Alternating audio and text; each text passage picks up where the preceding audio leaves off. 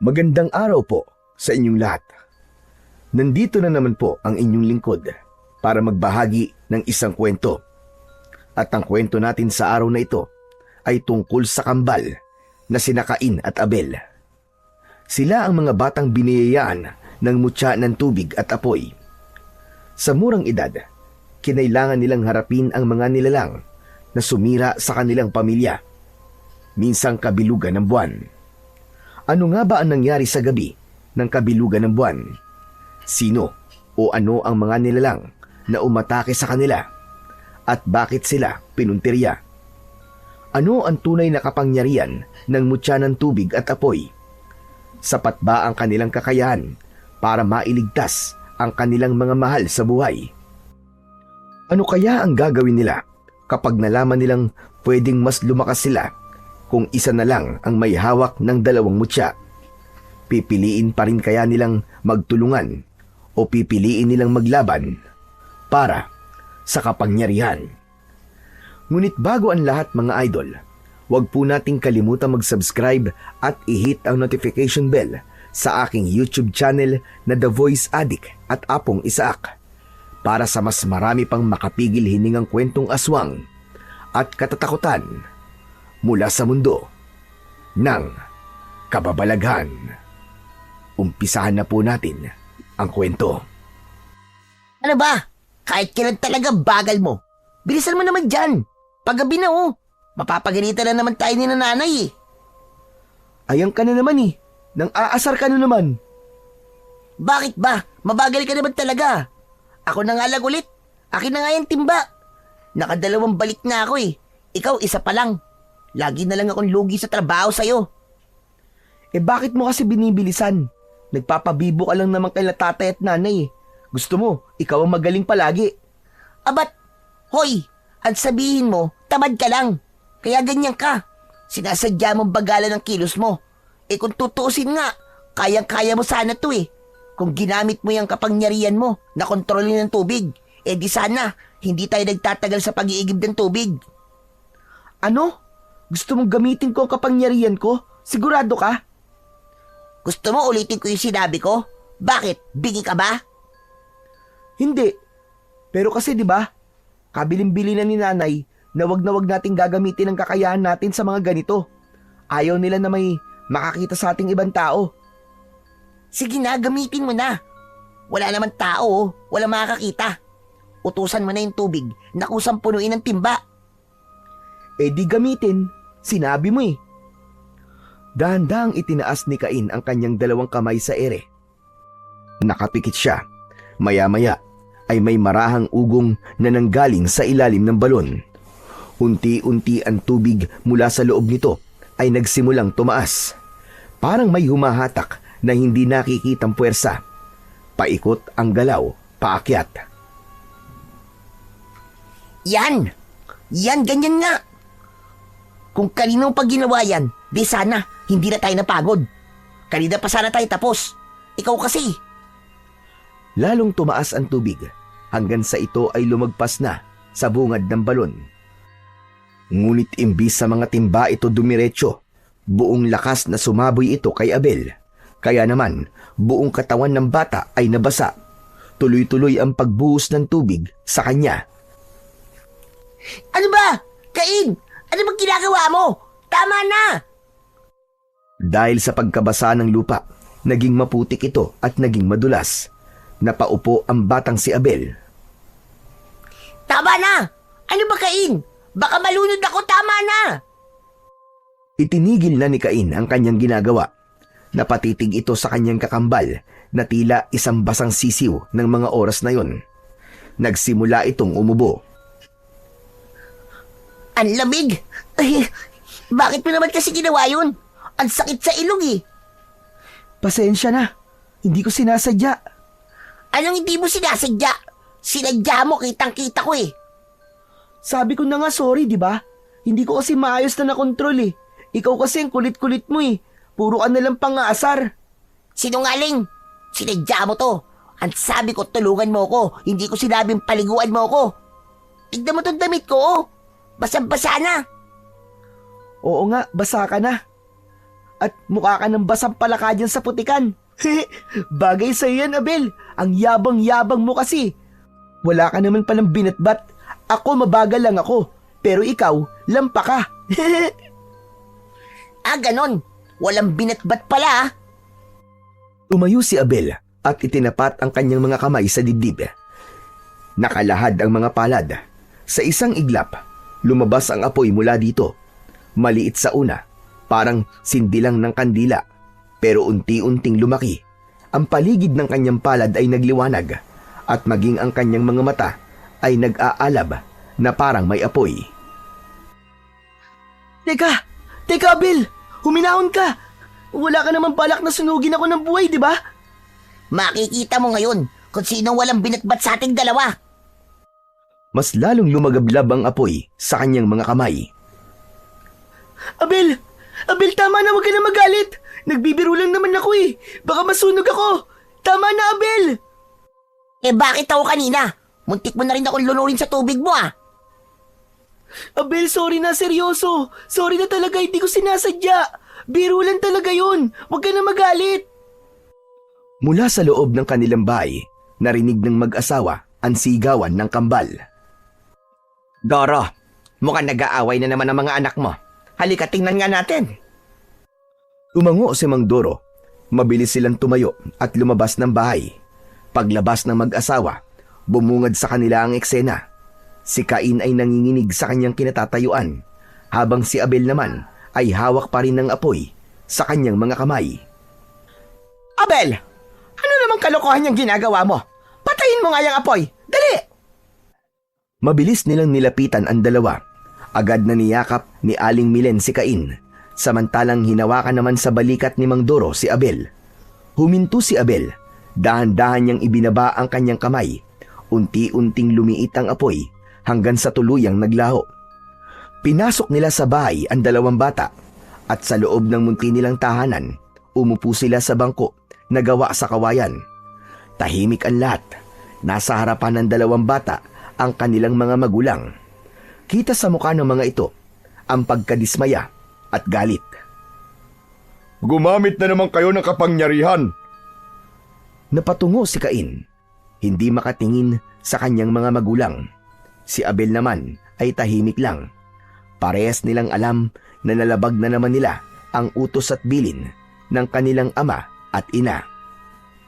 Ilang beses ba naming sasabihin sa inyo na wag kayong gagamit ng kapangyarihan ng basta-basta, lalo na sa labas, lalo na't pwedeng may makakita. Anak, hindi kayo tulad ng ibang bata dito sa baryo. Kayo lang dito sa Baryo Paraiso ang may ganyang kapangyarihan. Kung sakaling may makakakita sa inyo, baka magpanik ang mga tao, baka magkagulo, baka mapag-isipan kayong masama, baka mapahamak pa kayo. Tandaan nyo, hindi lahat ng tao ay makakaintindi sa tulad nyo. Alam nyo naman dito sa baryo, kapag may nakita silang kakaiba, agad silang natatakot. Ayaw naming dumating ang araw na pagsisisihan nyo to. Kaya paulit-ulit namin sinasabi, itago nyo ang kapangyarihan nyo hanggat maaari. Ginagamit lang yan sa tamang oras at sa tamang dahilan. Mga anak, ginagawa lang namin to para sa inyo. Dahil mahal namin kayo. Kaya sana naman ay pakinggan nyo kami. Sorry na po, Nay, Tay. Hindi na po mauulit. Oo nga po. Sorry na po. O siya, sige na. Magpalit na kayo ng damit. Ayusin nyo na ang mga sarili nyo, ha? At kami naman ng nanay nyo ay magsasara na ng mga pinto at bintana. Maglalagay na rin kami ng mga bagong pangontra sa bawat sulok ng bahay. Mainam na nag-iingat sa panahon ngayon. Hindi natin alam kung kailan na naman sasalakay ang mga aswang. Tahimik lang na tumango ang magkapatid. Si Cain ay nakayuko. Pinaglalaruan ang laylayan ng kanyang sando. Si Abel naman ay pinupunasan ang kanyang buhok ng tuwalya, pero paminsan-minsan ay sumusulyap kay Cain. Makalipas ang ilang saglit, pumasok na ang dalawa sa kanilang mga kwarto. Sa sala, naiwan sina Aling Milen at Mang Doro. Agad nilang isinara ang mga pinto at bintana. Nagsabit sila ng bungkus ng bawang sa mga daan at nagsaboy ng asin sa bawat sulok ng bahay. Ginagawa nila ito dahil may kinakatakutan sa baryo. Kapag sumisikat ang bilog na buwan, pinaniniwalaan ng lahat ang pagsalakay ng mga aswang. Napatunayan na nila ito ng ilang beses dahil na rin sa madalas ay may naririnig silang malakas na atungal na nanggagaling sa gubat. May mga namamatay na hayop tulad ng manok, baboy, kambing at iba pa. May mga sinasabi ring taong nawawala na hindi na muli pang nahahanap. Dahil sa paulit-ulit na kwento ng katatakutan at pangyayaring paulit-ulit na nagaganap, lahat ay takot, lalo na kapag kabilugan ng buwan. Kaya naman ang lahat, pag sumasapit na ang 6:00 ng hapon, parang nagmamadali na ang mga tao na makauwi. Ang lahat ay sumusunod sa patakaran ng baryo. Bawal nang lumabas sa gabi at dapat nakalak na ang mga pinto at bintana. Samantala, ang kambal sa loob ng kani-kanilang mga kwarto ay tahimik na nagbihis at inayos ang kanilang mga sarili. Nang matapos, umupo si Cain sa kanyang katre. Nasa harapan niya ang isang lamesita kung saan nakapatong ang isang mangkok na may tubig. Itinapat niya ang isang daliri sa mangkok. Yan! Ganyan nga! Dahan-dahan lang! Gumalaw ang tubig ng paikot. Kinokontrol nito ang tubig sa pamamagitan ng kanyang isip. At sa kabilang kwarto naman, hawak ni Abel ang isang kandila. Tinitigan niya lamang ito at nagkaroon na kagad ng sindi. Sumiklab ang maliit na apoy sa pabilo nito. Wow! Ang ganda! Pinaglaruan niya ang apoy, pinaikot-ikot, pinalaki at pinababa. Si Abel ang mas bata sa kambal, nataglay naman ang kapangyarihan ng apoy. Mga anak, labas na kayo! Nakahain na ang hapunan, halina! Halos sabay na lumabas ang kambal mula sa kani-kanilang mga kwarto. Sa kusina, nakahain ang pritong tilapia na paborito nilang dalawa. May ginisang gulay at mainit na kanin. Tahimik silang naupo sa upuan. Pumikit sandali at nagsimula ng dasal. Pagkatapos, isa-isa nilang sinandok ang pagkain at tahimik na kumain. Nang maubos ang kani-kanilang tilapia, sabay silang napatingin sa nag-iisang natirang isda sa gitna ng lamesa. Bigla, sabay nilang dinampot ang isda. Pareho silang nakahawak dito. Parehong ayaw bumitaw. Oh, akin na to eh. Ako ang unang kumuha. Hindi, akin yan! Mas nauna ako! Mas malaki nga yung isda mo kanina eh. Akin na yan! Ibigay mo na yan! Akin na sabi. Gutom pa ako. Gutom na gutom. Ako din naman ah. Bakit? Ikaw lang ba? Nagkatitigan sila ng masama. Parehong ayaw bitiwan ang pritong isda. Cain, Abel, ano ba yan? Nasa harap kayo ng hapag. Akin na nga yan. Ako na lang ang maghahati. Walang nakaimik sa dalawa nang hatiin ni Aling Milen ang isda at putulin ito sa gitna. O hayan, hati yan ha. Tapos ang problema. Nay, gusto ko po sana yung buntot. Hindi, akin yung buntot. Mas maraming laman yun eh, kesa dyan sa ulo. Kanina ka pa. Ako naman ang naunang anak eh. Ako mauunang mamili. Tumigil na nga kayong dalawa. Makinig kayo ha. Mali ang ginagawa nyo. Tama na yan. Hindi kayo dapat palagi nagpapataasan ng ihi. Magkapatid kayo. Kambal pa. Hindi dapat ganyan. Huwag niyong sanayin na palagi kayo nag-aaway, maski sa maliit na bagay lamang. Tama ang nanay niyo, mga anak. Dapat kayo'y nagmamahalan.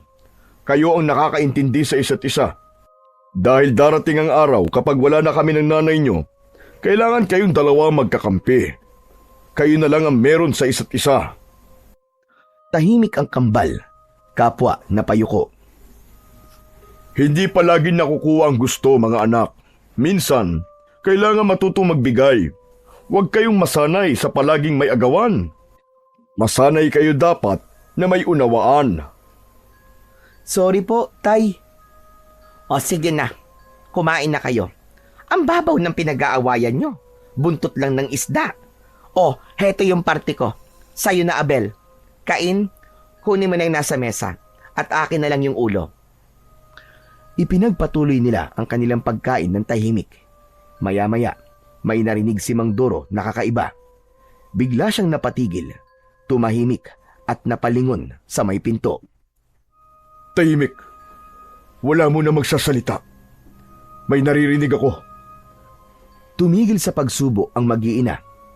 Nakakunot ang noo ni Aling Milen habang nakatingin sa kanyang asawa. Walang kumibo. Dahan-dahan nilang ibinaba ang kanilang mga kutsara sa tabi ng pinggan. Napakagatlabi naman si Abel habang mahigpit na nakakapit sa duster ng ina.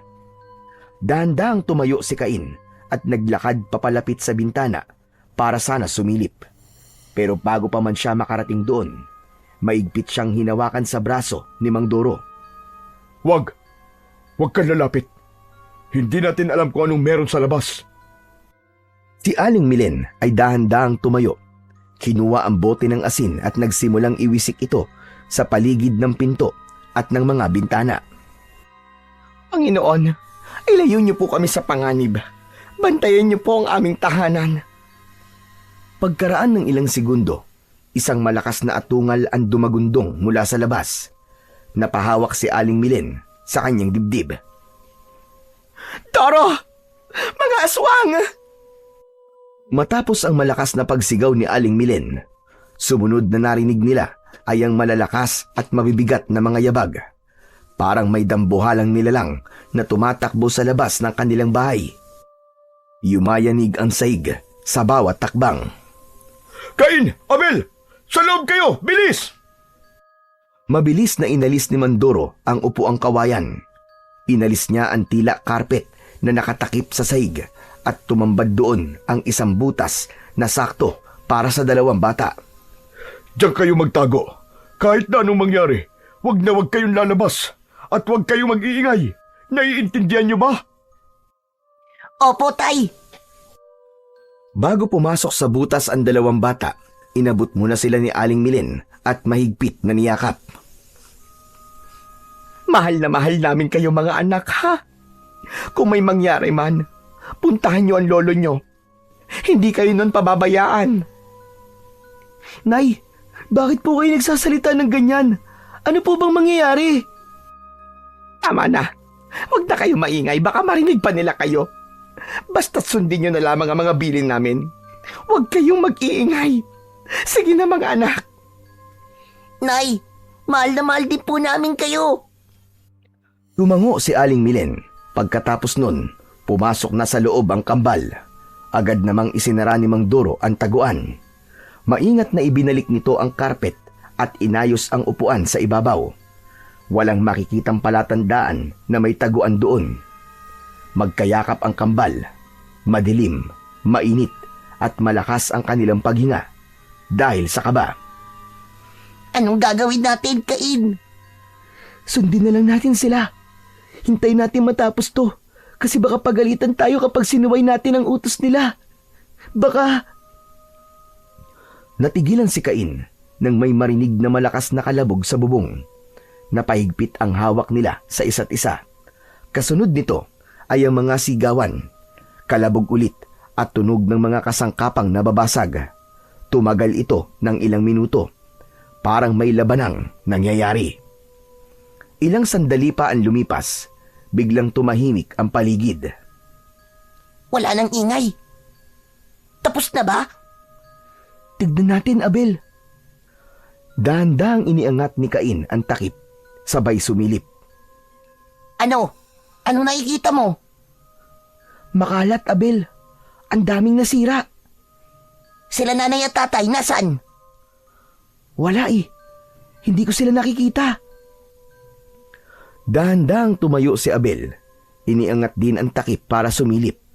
Nalungkot siya sa kanyang nakita. Muli siyang napaupo at umiyak. Huwag ka nang umiyak. Huwag ka nang maingay. Sundin natin sila, nanay. Kahit na anong mangyari, walang lalabas dito. Muli silang tumahimik. Magkayakap ang kambal. Hindi na nila alam kung anong oras na. Lumipas pa ang ilang oras dahil sa pagod at kaba, nakatulog ang kambal. Kinabukasan, narinig nilang dalawa ang pagtilaok ng manok. Hudyat na mag-uumaga na. Dahan-dahang bumukas ang mga mata ni Cain. Ganon din si Abel. Pareho silang nanatiling tahimik at nakikinig sa paligid. May marahang yabag sa labas ng bahay. Tapos ay narinig nila itong sumigaw. Diyos ko! Ano nangyari dito? Doro! Milen! Nasaan kayo? Doro! Mga apo! Mga apo! Cain! Abel! Nagkatinginan ang kambal. Mabilis nilang nakilala ang boses. Ito ang kanilang Lolo Arman, ama ni Mang Doro. Si Lolo yun ah. Oo, siya nga. Lolo! Lolo, nandito kami! Lolo! Muli nilang inangat ang takip ng taguan. Nang marinig ni Lolo Arman ang tinig ng mga apo, agad itong pumasok ng bahay. Dahil wasak ang pinto, hindi na siya nahirapan. Nakita niya kagad ang dalawa na nakalitaw ang ulo sa ilalim ng upuang kawayan. Ano ginagawa niyo dyan sa ilalim? Nasaan ang mga magulang niyo? Ano nangyari dito? Lo, patulong po muna kaming makalabas. Agad na inalis ni Lolo Arman ang upuan at sa katuluyang inilihis ang karpet sa taguan ng kambal. Tinulungan niya ang mga itong makaahon. Dahan-dahan lang. Sige, lumabas na kayo mga apo. Nang makalabas ang dalawang bata, agad nilang niyakap ang matandang lalaki. Parehas silang napaiyak. Lolo, nasan po sila nanay at tatay? Hindi ko alam mga apo. Ano ba kasi nangyari dito? Bakit wasak ang bahay niyo? May sumalakay po dito kagabi, Lo. Sabi po ni nanay, mga aswang daw po yun. Ano ka mo? Mga aswang? Opo, kaya po kami tinago ni tatay dito sa butas para daw di kami makita ng mga aswang. Diyos ko, salamat sa Diyos at buhay kayo. Pero Lolo, nasan po kaya sila nanay at tatay? Baka kung ano na po nangyari sa kanila. Agad na nagbasid sa paligid ang matanda. Nakita niyang sira-sira ang buong lugar. Wasak ang dingding, pinto at may bakas ng dugo sa sahig. Napayuko ito. Wala sila dito. Hanapin po natin sila, Lolo. Tulungan niyo po kami, Lo. Oo naman, siyempre. Hahanapin natin sila. Hindi tayo susuko kahit na ano pang mangyari. Ano pong gagawin natin, Lo? Kailangan niyong maging matapang. Kayong dalawang magkapatid. Maililigtas niyo sila. Tama po kayo, Lo. Ewan ko nga kung bakit po kami tinago. Kaya naman po namin ipagtanggol ang aming mga sarili. Kaya naman namin silang protektahan. Anong ibig mo sabihin? Hala ka, di ba bawal sabihin yun? Huwag mo sabihin, magagalit si nanay. Sabihin niyo na sa akin, ano ba nangyayari? Kailangan niyang malaman, Abel. Walang ibang tutulong sa atin kundi si Lolo Arman.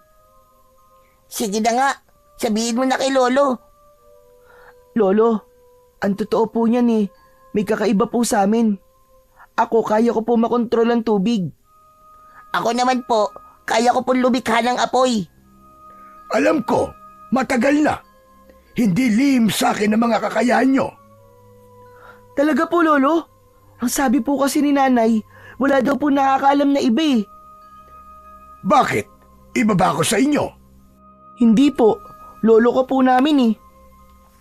O sige na, mabuti pa'y kumuha na kayo ng ilang personal niyong gamit. Lilipat muna kayo sa bukid, doon sa bahay ko. Doon muna kayo titira kasama ko. Sige po, Lolo. Tara na, Cain. Kunin na natin ang mga gamit natin. Bit-bit ang ilang gamit. Naglakad na ang tatlo palabas ng kanilang bahay. Medyo umaambon pa ng konti ng umagang yun. Habang naglalakad sila, napansin na kagad ni Cain na may nagtatakbuang tao. Ang karamihan sa kanila ay patungo sa iisang direksyon. Lolo, bakit parang may hindi magandang nangyayari? Kinakabahan po ako. Tignan niyo po ang mga tao. Kaya nga Mabuti pa isundan natin sila kung saan sila pupunta. Nakita nilang nagkukumpulan ang mga tao sa isang bakanting lote. Nakita nila ang takot sa muka ng mga taong naroroon. At may iba pa, nang mapansin sila ay bigla silang tumahimik, di makatingin sa kanila ng diretsyo. Ano pong nangyayari? Lolo, ano pong meron? Sandali lang. Ako muna ang titingin. Dito muna kayo. Maingat na lumapit si Lolo Arman sa gitna ng kumpulan ng mga tao. Pagdating niya sa harap, may 2 bangkay na nakahandusay sa lupa. Nakabalot ng puting kumot na may bahid ng dugo. Dahan-dahang lumuhod ang matanda. Nanginginig ang kanyang mga kamay habang iniaangat ang isang sulok ng kumot. Pagkaangat niya, agad niyang nakilala ang maputlang muka ng kanyang anak. Diyos ko! Doro! Sa isang iglap, parang bumagal ang paligid. Parang may matutulis na bagay na tumutusok sa kanyang dibdib. Lumapit siya sa kabilang bangkay. Tinignan niya kung sino ang naroon. Pag-angat niya, bangkay ng isa pang lalaki ang kanyang nakita. Wala si Milen. Bumalik siya sa bangkay ng anak. Muli niya itong tinignan. Napakuyom ang kanyang kamao. Nanginig ang balikat sa matinding emosyon. Pero agad niyang pinilit ang sarili na kumalma. Alam niyang hindi yun ang oras para mawalan siya ng kontrol. Alam niyang kailangan niyang protektahan ang kanyang mga apo. Muli niyang tinakpan ng kumot si Mang Doro. Tumayo siya. Mabigat ang hakbang na bumalik kina Cain at Abel na parehong naghihintay sa may gilid. Parehong kinakabahan. Halos hindi siya makatingin ng diretso sa mga bata. Pero kailangan niyang sabihin. Kailangan nilang malaman ang nangyari. Lolo, bakit po kayo umiiyak? Hindi agad sumagot si Lolo Arman. Tumayo siya sa harap nila at huminga ng malalim. Pinilit niyang patigasin ang tinig. Mga apo, si Tatay Doro nyo, wala na siya. Teka po, ano pong ibig niyo sabihin, Lolo, na wala na siya? Wala na siya. Patay na ang tatay ninyo. Sa narinig, biglang tumakbo si Cain. Sumingit siya sa mga tao hanggang sa makarating sa harap kung saan naroon nakalagak ang 2 bangkay. Tatay! Mabilis siyang tumakbo papalapit. Hindi na siya napigilan ng mga taong naroon. Tinanggal niya ang kumot. Tumambad sa kanya ang muka ng kanyang ama. Wala ng buhay. Maputla, malamig at may dugo sa gilid ng labi. Tatay! Napatakbo si Abel sa tabi niya nang makita rin ang muka ng ama. Napaluhod ito. Hindi! Hindi totoo to! Tay! Tay, gising na po! Gumising po kayo, Tay! Gumising po kayo dyan! Pinagsusuntok ni Abel ang lupa. Samantalang si Cain ay hinawakan ang malamig na kamay ng ama. Nanginginig ang kanyang mga daliri at tuloy-tuloy ang pagtulo ng kanyang mga luha hanggang sa niyakap na niya ang bangkay. Tay, hindi pwedeng ganito. Hindi niyo po kami pwedeng iwan, Tay. Wag po. Sinong gumawa nito, Lolo? Yung mga aswang ba na yun ang pumatay kay Tatay? Hindi pa natin alam. Pero sisiguraduhin kong malalaman natin ang totoo, mga apo. Dapat lang. Kailangan managot ang pumatay kay Tatay. Susunugin ko sila talaga ng buhay. Mabilis na niyakap ni Lolo Arman si Abel. Naramdaman niya ang mabilis na pag-init ng katawan nito. Natakot ang matanda na baka mawalan ito ng kontrol. Alam niyang sa 2 kambal, si Abel ay mas mapusok at madaling uminit ang ulo. Mabilis itong magalit. Natakot ang matanda na baka hindi nito makontrol ang sarili at mabunyag sa lahat ang kanilang sikreto. Ayaw din ng matanda na may madamay silang mga inosenteng tao. Apo, tama na yan. Huwag mong hayaang lamunin ka ng galit. Tama na. Mas hinigpitan pa ng matanda ang pagkakayakap niya sa kanyang apo. Huminahon ka, Apo. Hindi ito ang tamang oras para ipakita ang totoo niyong sarili. Maraming mga mata ang nakatingin. Baka matakot sila sa inyo. Napaluwa si Abel. Napasubsob ito sa dibdib ng matanda. Ang mga tao naman sa paligid, bagamat hindi nagsasalita, ay halatang naaawa sa sinapit ng kambal. Samantala, pasimpleng binulungan sila ng kanilang lolo. Mga apo, mabuti pa umuwi na muna tayo sa bahay. Hindi kayo ligtas dito. Ako na ang bahala sa lahat ng kailangang ayusin para sa inyong ama. Ako na mag-aasikaso. Sige po, Lolo. Pero nasan po si nanay? Wala po siya rito. Nasan siya? Hahanapin natin ang nanay nyo. Huwag kayo mag-alala. Hindi tayo titigil hanggat hindi natin siya nakikita. Tara na! Tumayo si Cain at Abel. Ngunit bago lisanin ang lugar, muling nilingon ni Cain ang bangkay ng kanyang ama. Bumulong ito sa kanyang isip. Ipinapangako ko, Tay. Hahanapin po namin si nanay at gaganti tayo. Ipaghihiganti namin ang pagkamatay niyo. Tahimik silang naglakad patungo sa bukid kung saan naroon ang bahay ni Lolo Arman. Pagdating doon, agad na inihanda ng matanda ang isang bakanting silid. Dito na muna kayo. Matulog kayo para makapagpahinga. Mamaya kumain kayo. Magluluto ko bago umalis. Babalik ako sa baryo para asikasuhin ang bangkay ng tatay nyo. Para maiuwi na siya dito. Ano pong plano, Lolo? Huwag na nating patatagalin ang lamay. Bukas na bukas din ay ililibing na natin ang tatay nyo. Bakit po ang bilis? Biktima ng aswang ang tatay nyo. Dahil doon, mas mabilis ang pagkabulok ng katawan niya. Tsak na di yun kakayanin ng gamot. Tsaka marami pa tayong dapat na gawin. Hahanapin pa natin ang nanay nyo. Si nanay. Buhay pa po kaya siya, Lo? Hindi tayo pwedeng mawalan ng pag-asa, Abel. Hanggat hindi natin nakikita ang katawan niya, hanggat walang patunay, may posibilidad na buhay pa siya. Kaya kailangan nating magmadali. Sang-ayon po ako, Lolo, sa plano po ninyo. O sige na, magpahinga na kayo. Magluluto lang ako. Sige po, Lo. Tahimik na pumasok sa loob ang kambal. Wala ni isa sa kanila ang nagsalita pa. Pareho silang pagod na sa emosyon at lungkot na naranasan nila mula pa ng gabi hanggang sa matagpuan nilang patay ang kanilang ama. Tahimik silang nahiga sa banig. Si Cain ay tumalikod. Lumuha siya ng tahimik hanggang siya ay makatulog. Hapon na magising ang dalawa. Naalimpungatan lamang sila sa ingay ng mga tao sa paligid.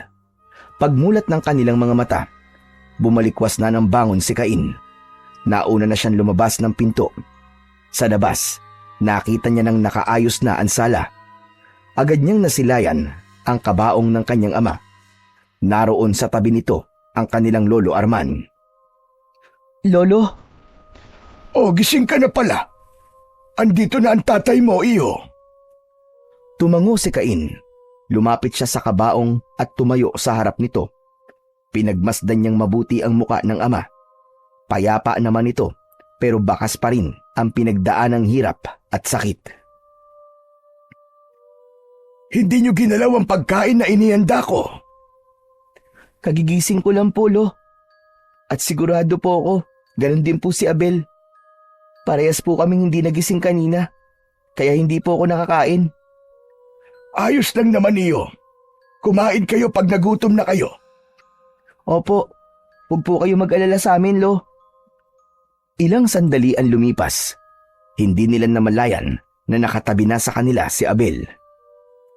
Tay, wala na talaga si tatay. Patay na talaga siya. Agad na niyakap siya ni Cain. Habang yakap siya nito, bumagsak ang kanyang mga luwa sa dibdib ng kapatid. Hindi nila alintana ang paglapit ng ilang tao sa kanila sa likuran. Tay, sorry po. Sorry po sa lahat ng naging kasalanan namin sa inyo. Sorry po, Tay. Pagkatapos nilang umiyak, umupo sila sa tabi ng kabaong ng ama. Mabilis na lumipas ang oras. Kinagabihan, naging isang kakaibang lamay ang naganap. Walang tao sa paligid, maliban sa kanilang tatlo. Ang lamay, walang tao. Nakasarado ang mga pinto at bintana. Dahil na rin yun sa takot na umiiral sa mga taga-baryo at sa alituntunin na kanilang sinusunod. Wala nang lalabas ng bahay kapag gabi. Nakita nila ang kanilang lolo, tulad ng nakikita ng dalawa sa kanilang mga magulang. Nakita nilang nagsasabit ito ng pangontra tulad ng bawang, asin at ilang piraso ng telang may orasyon. Isa-isa niya itong inilalagay sa bawat sulok ng bahay, sa bintana at sa pintuan. Kinaumagahan, sinimulan na nila ang paghahanda para sa libing. Isinakay ang kabaong ni Mandoro sa isang simpleng kariton na may humihila na kalabaw. Tulong-tulong ang lahat ng mga lalaki sa baryo. Ang sementeryo sa Baryo Paraiso ay matatagpuan sa paanan ng bundok. Nang matapos ang libing, naiwan ang tatlo sa sementeryo. Nakaupo sila sa ugat ng punong kahoy malapit sa puntod ng kanilang ama. Nasa na kaya si nanay? Alam kaya niya nangyari kay tatay? Hindi ko alam. Pero alam man niya o hindi, sigurado ako malungkot siya ngayon. Alam mo naman si nanay, di ba? Hindi yun mapakali pag wala si tatay sa tabi niya. Kaya nga eh. Nag-aalala tuloy ako sa kanya. Ipangako natin sa isa't isa, Cain, na ipaghihiganti natin si tatay. At hahanapin natin si nanay. Hindi tayo titigil hanggat hindi to nangyayari. Babalikan natin silang lahat. Silang lahat na may kagagawa dito. Huwag niyo na munang isipin sa ngayon na magiganti, mga apo. Ang kailangan nyo maging matatag, lalo na ngayon. Tumango ang kambal, sang-ayon sila sa sinabi ng kanilang lolo. Makalipas ang ilang araw, pagkatapos ng libing, nanatili si Cain at Abel sa bahay ng kanilang lolo Arman sa bukid. Simple lang ang buhay nila doon. Ang bahay ng matanda ay gawa sa kahoy at pawid. Walang kuryente at ang ilaw nila tuwing gabi ay mula sa gasera at kandila. Tuwing umaga naman, tumutulong sila sa mga gawain sa paligid. Nag-iigib ng tubig sa poso, nagpapakain ng mga manok at kambing, at minsan tumutulong sa pagtatanim ng gulay. Pinilit nilang mabuhay ng normal, ayon na din sa payo ng kanilang lolo. Sa tuwing nagtatanong sila kung ano ang plano o kung kailan hahanapin ng kanilang ina, palaging sinasabi ng matanda na merong tamang panahon para doon. Wala silang magagawa, kundi ang maghintay. Hanggang isang araw, dumating si Lolo Arman na humahangos. Halos mabitiwan ito ang hawak na mga gulay.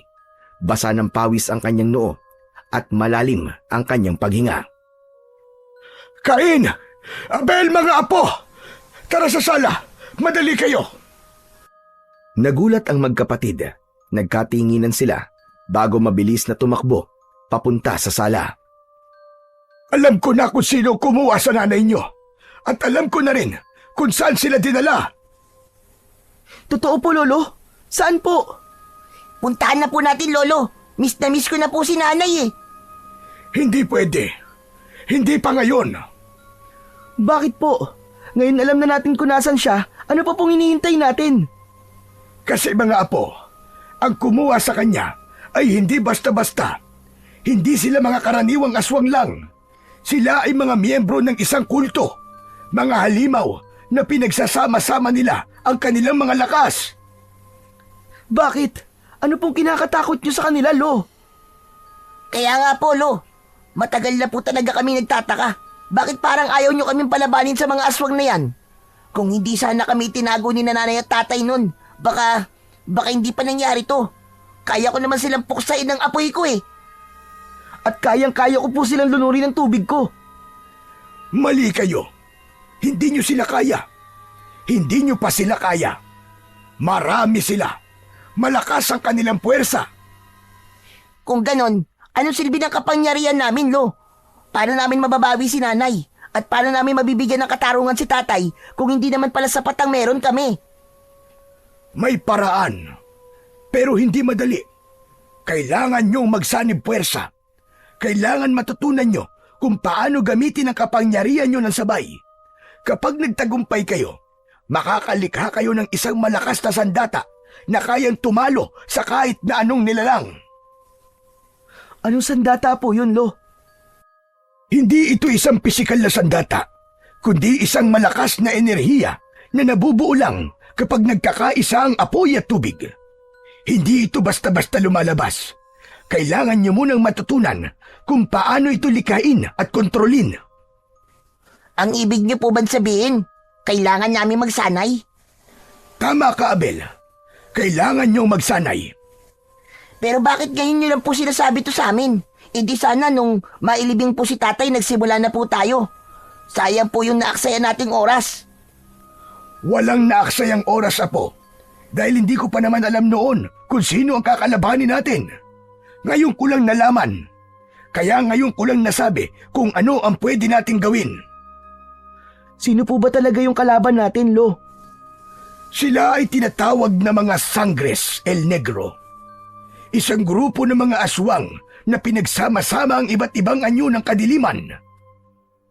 Ano po? Sangres El Negro? Ano pong ibig sabihin nun, Lo? Dugong itim. Yun ang ibig sabihin ng pangalan ng kanilang grupo. May tinatawag silang pinuno. Siya ang pinakamalakas at pinakamabangis sa kanila. Ano pong itsura nila, Lolo Arman? Iba-iba. Ang mga miyembro nila ay mula sa iba't ibang angkan at uri ng aswang. May lipak, mga aswang na sobrang bilis at walang balat sa katawan.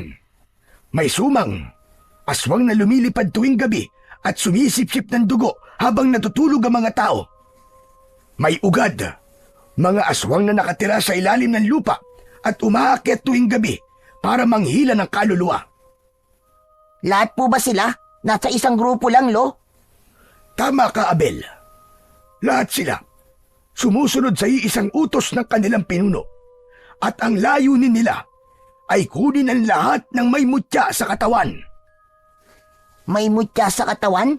Ibig sabihin, si nanay at tatay may mutya. Hindi, Abel. Wala silang ganun na po. Ang talagang sadya nilang kunin ay kayo dahil alam nilang may kapangyarihan kayo. Pero bakit? Paano po nilang nalaman yun? Kapag ginagamit nyo ang inyong kapangyarihan, naglalabas yun ng enerhiya at malamang sa malamang ay may nakaramdam sa inyo.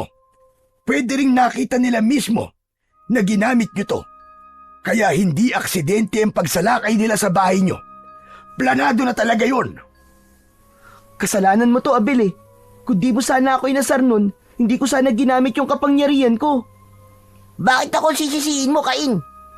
Ginusto ko ba yung ganito? Sa palagay mo, gusto ko yung nangyayari. May sarili ka naman desisyon ah. Kung ayaw mo, ayaw mo. Wala makakapilit sa'yo. Kaya yung paggamit mo sa kapangyarihan ng tubig nun, ginusto mo din yun. Tama na, tama na. Hindi makakatulong ang pag-aaway niyong dalawa. Hindi na nagsalita ang kambal. Napatango na lamang si Abel, sabay sulyap sa kanyang kakambal. Si Lolo Arman naglakad paikot, parang may malalim na iniisip. Ayoko kayong nakikitang nagkakaganyan.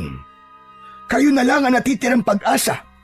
Kung hindi kayo magtutulong ang dalawa, paano pa natin masasagip ang nanay nyo? Anong gusto niyo pong gawin namin, Lolo Arman? Tulad ng sinabi ko kanina, kailangan nyong magsanay na dalawa. Sige po, Lo. Gagawin po namin ng lahat para kay tatay. At para kay nanay. Mabuti. Simula bukas, maaga tayong gigising. Magsisimula na kayo sa inyong pagsasanay. Lumapit si Lolo Arman sa dalawa at marahan niyang pinatong ang kamay sa balikat ng magkapatid. Akong bahala sa inyo. Alam ko kung ano ang gagawin. Madaling araw pa lang ay ginising na ni Lolo Arman ang kambal. Gumising na kayo. Tara na, maglalakad pa tayo. Saan po tayo pupunta, Lo? Di ba't sinabi ko na, magsasanay kayo ngayon? May alam akong isang lugar. Sagradong pok, tahimik at ligtas doon. Walang ibang tao. Walang makakagambala sa atin. Mabilis na naghanda ang kambal. Nag-ayos na sila. Pinabitbit ni Lolo Arman ng isang bayong kay Cain at si Abel naman ay kumakain pa ng tinapay. Lumabas na sila ng bahay at nagsimulang tahakin ang daan papunta sa sagradong puok. Tinahak nila ang matarik na daan paakyat sa bundok. Tahimik ang paligid. Tanging yabag ng kanilang mga paa sa tuyong dahon ang maririnig. Lo, matagal pa po ba? Malapit na. Yung lugar na pupuntahan natin, dun ako sinanay ng aking ama. Talaga po, Lo? Bakit po pala kayo sinanay din? Katulad niyo po ba kami? May kapangyarihan din po ba kayo? Oo, katulad nyo rin ako. Dumadaloy sa ating mga ugat ang dugo ng mga ninuno nating mga antingero. Antingero? Yung mga gumagawa po ng agimat? Tama, pero hindi lang sila basta may agimat.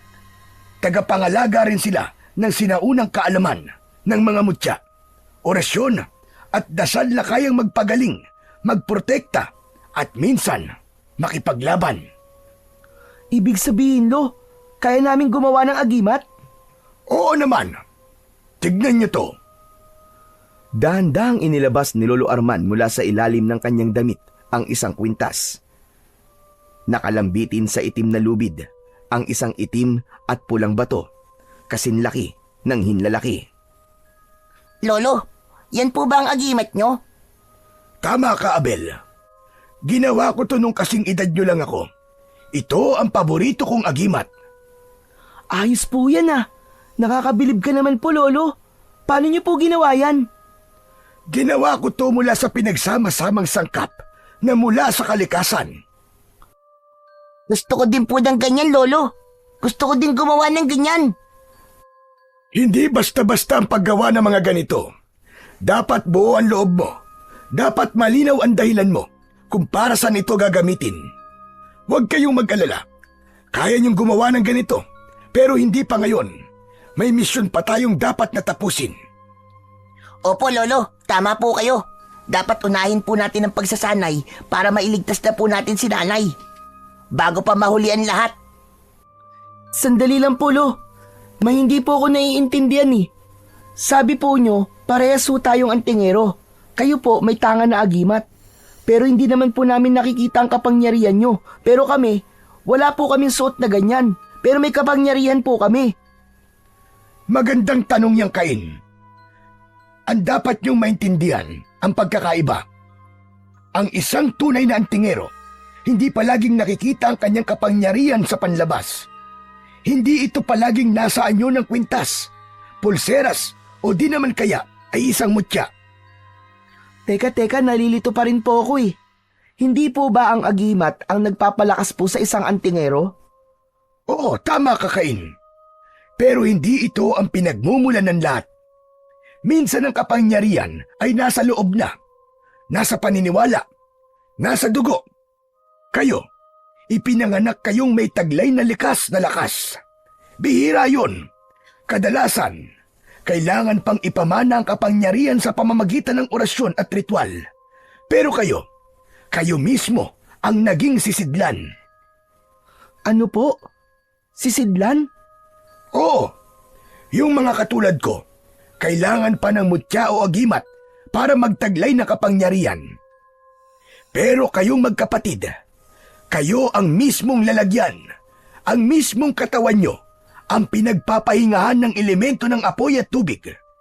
Kaya maski wala kayong suot na kwintas, may kapangyarihan na kayo. Nagpatuloy sa paglalakad ng tatlo hanggang sa lumipas ang ilang oras. Huminto si Lolo Arman sa harap ng isang malaking balete. Masukal at mataas ang damo sa paligid nito. Bahagyang iniangat ni Lolo Arman ang kamay at parang may binigkas na dasal. Maya-maya pa ay unti-unting nahawi ng kusa ang mga damo at ibang harang. Lumitaw ang isang napakagandang lugar. Nandito na tayo, mga apo! Natahimik ang kambal. Hindi sila makapaniwala sa kanilang nakikita. Sa tuktok ng bundok ay bumungad sa kanila ang isang lugar na napakaganda. at mistulang paraiso. Malawak ang tanawin, parang isang lihim na paraisong iniingatan ng kalikasan. Sa gitna ng lugar ay may isang malinaw na bukal. Mula rito ay dumadaloy ang tubig papunta sa isang makipot na sapa. Sa paligid ng bukal ay may mga batong kulay abo at puti. Ang mga bulaklak sa paligid ay hindi pangkaraniwan. May kulay bughaw, pilak at kahit kulay ginto. Tumitingkad ang damo, parang kinulayan ng pintor ang buong tanawin. Sa di kalayuan, tanaw nila ang hamog na bumabalot sa kabundukan na parabang niyayakap ng ulap ang buong paligid. Malamig ang simoy ng hangin. Ang lugar ay tila isang sagradong espasyo na hindi pa naaabot ng ingay ng mundo. Wow! Ang ganda dito! Para tayong nasa panaginip, Cain. Kaya nga, Abel. Pero parang may nararamdaman akong kakaiba. Para bang may malakas na enerhiya sa lugar na to. Makakain, meron ngang malakas na enerhiya dito. At ang enerhiyang yun ang nagpapasagrado sa lugar na ito. Yun din ang pumoprotekta dito. Hindi ito basta-basta natatagpuan ng kung sino man. Konti lang ang nakakapasok dito. Yun lang ang pinahihintulutan. Anong klaseng lugar po, Tulo? Parang mahiwaga. Saka bakit po sagrado? Ito ang pulong. Dito nakatira dati si Mapiyagan. Isang diwata na may 2 ulo. Siya ang tagapangalaga ng lugar na ito. Nagkatinginan sina Cain at Abel. 2 po ang ulo niya? Isa siyang nilalang na isinilang upang balansin ang 2 magkasalungat na elemento, ang apoy at ang tubig. Ang lugar na ito ang pugad ng kanyang kapangyarihan at mula rito, iniluwal ang 2 mutya. Ang mutya po ng apoy at tubig. Tama ka, Abel. Ito ay mga uri ng mutya na hindi kayang hinahawakan ng pisikal na kamay. Saglit na natahimik ang lahat. Alam niyo ba, nung kasing edad niyo ko, naging kaibigan ko si Mapiyagan. Ano po? Naging kaibigan niyo po ang diwatang may 2 ulo? Oo nga. Bakit mukhang hindi ka naniniwala? Mabuti po at hindi po kayo kinain, Lolo Arman. Hindi. Hindi naman siya halimaw para kumain ng bata. Isa siyang nilalang na mabait at makatarungan na tagapangalaga. Noon, madalas kami maglaro dito. Hanggang sa lumaki na ako at naging seryoso na sa itinuturo ng aking ama. Hindi ko na siya madalas mapuntahan. Ano na po nangyari sa kanya? Andito pa rin po ba siya, Lolo? Parang gusto ko po siyang makilala. Wala na siya. Patay na. Hala, namamatay din po pala mga diwata? Oo. May hangganan din ang kanilang buhay at kung kailan sila mamamalagi sa mundo natin at sa mundo nila. Namamatay sila sa natural na paraan at pwede ring mapatay. Lolo Arman, paano po siya namatay? Nung bumalik ako dito, nakita ko siyang sugatan. Hindi ko alam kung sino ang gumawa nun sa kanya. Pero ang hinala ko, mga nilalang na gustong umagaw ng kapangyarihan niya. Hindi ba siya lumaban, Lo? Hindi ba niya kayang ipagtanggol ang sarili niya? Di ba't makapangyarihan siya? Lumaban siya hanggang sa huling hininga niya. Ipinaglaban niya ang lugar na ito. Pero kahit gaano kalakas ang isang diwata, kapag mag-isa at sugatan, matatalo siya ng pagod at sakit. Pero bago siya tuluyang na maalam, tiniyak niyang mananatiling ligtas ang lugar na ito. Itinanim niya ang huling bugso ng kanyang enerhiya sa paligid. Yan ang dahilan kung bakit hindi ito mapasok ng masasamang nilalang hanggang sa ngayon. Gusto ko pa rin sana siyang makita, kahit sandali lang, Lolo Arman. Hindi niyo na kailangan makita siya dahil nasa inyo siya. Ha? Ano pong ibig niyo sabihin, Lolo? Alam niyo, sinabi niya sa akin nun na ibibigay niya sa akin ang kanyang mga mutya. Akala ko nga mga bato yung ibibigay niya sa akin, pero hindi pala. Ibig sabihin, kami po yun? Tama ka, Abel. Natumbok mo. Matagal ko kayong hinintay. Binata pa ako nun. Wala akong ideya sa sinasabi niyang ang aking mga mutya, mabubuhay silang katulad mo, Arman. Yung pala, kayo ang tinutukoy niya. Noon, hindi ako sigurado kung kailan kayo darating. Pero alam kong darating kayo. At nang dumating na kayo sa buhay ko, agad kong naramdaman ang koneksyon. Ang apoy kay Abel at ang tubig naman ay kay Cain. Kayo ang buhay na mutya, ang huli niyang pamana sa akin. Habang nagsasalita ang matanda, napansin niyang tila umiilaw ang bukal. Naglakad siya palapit. Lumapit kayo rito. Sumunod ang kambal. Paglapit nila sa bukal, napansin nilang may lumutang na dalawang maliliit na liwanag. Ang isa ay kulay kahel at ang isa naman ay kulay bughaw. Umikot ang mga liwanag sa katawan nila, sa kadahan-dahang pumasok sa kanilang dibdib. Napapikit sila pareho. Naramdaman nila ang init at lamig sa parehong oras. Parang may bumulong po sa akin. Narinig mo ba yun, Abel? Oo, narinig ko. Parang may bumabati sa atin. Nararamdaman niyo na ba siya? Opo, Lolo Arman. Yan ang alaala niya. Hindi niya na kayang magparamdam sa atin sa kanyang dating anyo. Pero ang kapangyarihan niya ay nabubuhay sa loob niyo. Huwag niyong sayangin. Kayong dalawa, kayo ang iniingatan niyang mga mutya. At ngayong narito na kayo, panahon na para kilalanin ang sarili niyong lakas. Pinatayo niya ng tuwid ang kambal sa magkabila ang gilid ng bukal.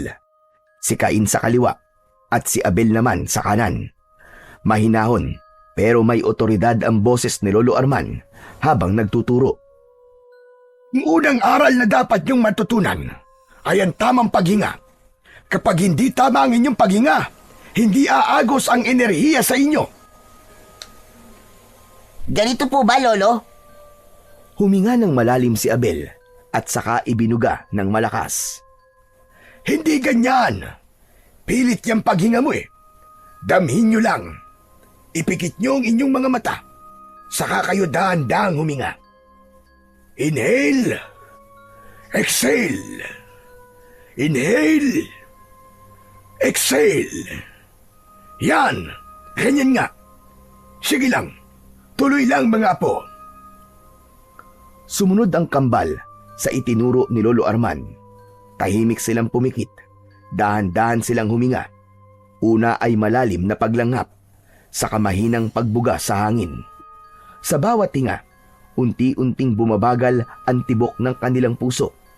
Nagsisimula na silang kumalma. Si Abel, naramdaman ang init na dumarampi sa kanyang dibdib. Si Cain naman ay parang nababalot ng malamig na hangin. Nang matapos nilang matutunan ang tamang paghinga, muling lumapit si Lolo Arman sa gitna ng bukal. Ngayon naman, subukan niyong pakiramdaman ang paligid. Subukan niyong damhin ang inyong kapangyarihan. Tahimik na tumango ang kambal. Unang inunat ni Abel ang kanyang mga palad. Nakaramdam siya ng banayad na init mula sa kanyang dibdib, pababa sa kanyang mga braso. Maya-maya, mula sa kanyang palad ay unti-unting lumitaw ang maliit na apoy. Sa kabilang panig, dahan-dahan namang iniangat ni Cain ang kanyang mga kamay.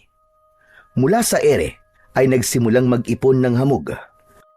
Ang tubig ay dahan-dahang nabuo sa kanyang harapan. Nagpatuloy sila hanggang sa mapansin nilang mas maayos na nilang nakokontrol ang tubig at ang apoy. Ngunit makalipas ang ilang sandali, biglang nasobran si Abel. Biglang lumaki ang apoy sa kanyang kamay. Kumalat ito sa damuhan. Agad namang kumilos si Cain at sinabuyan ng tubig ang paligid bago pa tuluyang masunog ang buong lugar. Anong ginagawa mo, Abel? Bakit ganun? Hindi ko naman sinasadya eh. Bigla na lang lumakas eh. Oh, wag na kayong magtalo. Ganyan talaga. Bahagi yan ng proseso. Masasanay din kayo. Konting practice pa. Pero baka masira namin ang lugar na to, Lolo. Alin ba ang nasira? Napatingin sa paligid ang kambal. Ang mga damong natupok ng apoy muling bumalik sa dati nitong anyo. Parang walang nangyaring pagkasunog. Hala, ano pong nangyari? Bumalik lang sa dati. Hindi ba't sinabi ko na sa inyo, ang lugar na ito ay protektado ng kapangyarihan ni Mapiagan. Huwag na kayong magtaka sa mga hiwagang nakikita nyo dito. Grabe, ang astig. O sige na, ituloy nyo na yan. Ikaw naman, Cain. Muling nag-ipon ng tubig sa ere si Cain. Ngunit siya man ay nawalan ng kontrol. Ang tubig ay naging tila isang ipo-ipo. Kumawala ito sa kanyang kamay at lumusong sa tubig. Lumaki ng lumaki ito at papunta sa direksyon kung saan nakatayo si Abel. Cain, yung tubig! Baka matamaan ako! Nataranta si Cain. Gusto niyang pigilan pero nahirapan siya hanggang sa nawala na siya ng kontrol. Cain, huwag kang matakot. Ikalma mo lamang ang iyong sarili. Napalingon siya kay Lolo Arman. Huminga siya ng malalim. Muling itinaas ang kanyang mga kamay. Saka dahan-dahang ipinikit ang mga mata. Inhale. Exhale. Inhale. Exhale. Sa isip niya, inabot niya ang tubig. Ang malikot na ikot ay unti-unting bumagal. Hindi pa rin siya tumigil sa paghinga. Pilit niyang pinapanatiling kalmado ang kanyang loob. Ilang saglit pa, ang tubig na papunta kay Abel ay huminto ilang pulgada na lamang ang layo bago tumama sa katawan ng kapatid. Nagsimula itong tumaas at maya-maya ay bumalik sa dati nitong anyo. Naging malamig na hamog at biglang dumilat si Cain. Ang galing! Nagawa ko! Ang galing nun, tol. Ang astig. Kinabahan ako dun ah. Akala ko katapusan ko na. Pasensya ka na, Abel ha. Hayaan mo. Hindi ko na hayaang maulit yun. Napailing si Lolo Arman, ngunit napangiti. Alam niyang ito na ang simula. Unti-unti, natututo ang kambal. Hindi lang sa paggamit ng kapangyarihan, kundi sa pakikinig, pagtutulungan at pagtanggap sa kahinaan ng isa't isa.